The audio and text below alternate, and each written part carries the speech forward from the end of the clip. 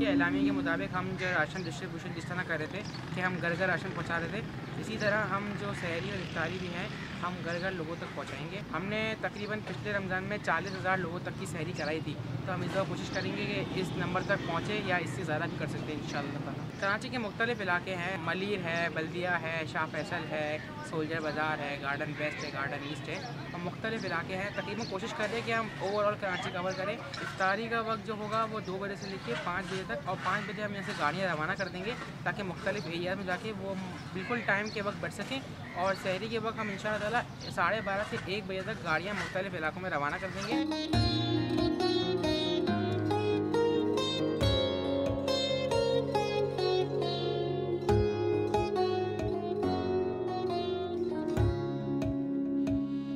इफ्तारी के वही इंतजाम हैं जो भी हुकूमती अहकाम हैं उनको माना जाएगा और तो उसके ऊपर अमल करते हुए यहाँ पर इस साल सहरी नहीं कराई जा रही और वही सारी सहरी जो तैयार होगी वो लोगों के घरों पर पहुँचाई जाएगी और वो वहाँ पर अपने घरों पर करेंगे। आज तो पहला दिन है, अब ये स्टार्ट ले रहे हैं, कोशिश करेंगे 10, 20, 25, 30 जितना भी जिस तरह लोग दे रहे होंगे वो सब जारी होगी इस तरीके से। आवाम के लिए यही पैगाम है, जहाँ अपने बच्चों के लिए अपने लिए सहरी इफ्तारी का सामान खरीदें, नहीं किसी भी गरीब के लिए ज़रूरत है।